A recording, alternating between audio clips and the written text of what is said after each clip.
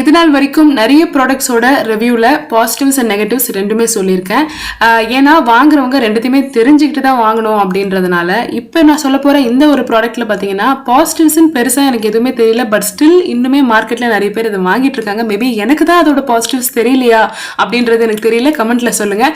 Actually இது பார்த்தீங்கன்னா மழை காலத்தில் நம்மளுடைய ஷூவை கவர் பண்ணக்கூடிய பாதுகாக்கக்கூடிய ஒரு rain cover. First and foremost இதோட மெட்டீரியல் லேட்டெக்ஸ், அதாவது பலூன் இருக்குது பார்த்தீங்களா, அந்த மெட்டீரியலில் தான் இதில் இருக்குது. எந்த அளவுக்கு இது நமக்கு நடக்கும்போது கிரிப் கொடுக்கும்ன்றது ஃபர்ஸ்ட் ஆஃப் ஆல் எனக்கு தெரியல. ரெண்டாவது இதுக்கு எக்ஸ்பேண்ட் ஆகல அவ்வளவா. என்னோட ஹஸ்பண்ட் காலுக்கும் பத்தல, என் காலுக்கும் பார்த்தீங்கன்னா கம்ஃபர்டபுளாக இருக்குன்னு சொன்னால் இல்லைன்னு தான் சொல்லணும். மேபி குழந்தைங்களோட சைஸ் நான் வாங்கிட்டேனா, தெரியாமல் பார்க்காம வாங்கிட்டேனா அப்படின்றது எனக்கு தெரியல. கிரிப்பை பொறுத்த வரைக்கும் எனக்கு கொஞ்சம் பயமாக தான் இருந்தது. ஏன்னா ஸ்லிப்பரியாக இருக்கும் சர்ஃபேஸ். மழை காலத்தில் இதை போட்டுட்டு எப்படி நடக்க முடியும் அப்படின்றது எனக்கு தெரியல. தண்ணியில் பார்த்தீங்கன்னா செருப்பு பாதுகாக்குதுன்னா எஸ், அது கரை பார்த்தீங்கன்னா கரை படியாமல் அந்த சேரெல்லாம் படாமல் பார்த்தீங்கன்னா ஸ்லிப்பர் வந்து நல்லாவே ப்ரொடெக்ட் பண்ணுது. தண்ணியும் பார்த்தீங்கன்னா மேலே பட்டுச்சுன்னா ஷூ பார்த்தீங்கன்னா ட்ரையாகவே இருக்கு.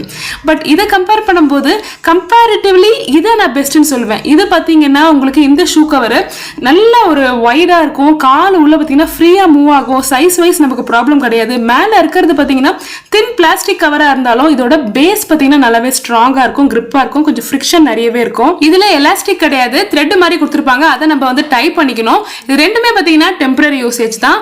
பர்மனெண்ட்டாக வந்து ஒரு மணி நேரம் நடக்கலாமான்னு கேட்டிங்கன்னா கிடையாது. ஏன்னா மேலே இருக்கிற பிளாஸ்டிக் ஃபிலிம்லாம் பார்த்தீங்கன்னா ரொம்ப தின்னாக தான் இருக்கும். ஜஸ்ட் ஒரு டெம்பரரியாக ஒரு இடத்துல மழை பெஞ்சிருக்கு, தண்ணி லாக் ஆயிருக்கு, அந்த இடத்த கிராஸ் பண்ணணும். இல்லை ஸ்கூலுக்கு போகிற வரைக்கும் உங்களுக்கு ஒயிட் ஷூ வந்து கலர் ஆகாமல் பார்த்துக்கணும்.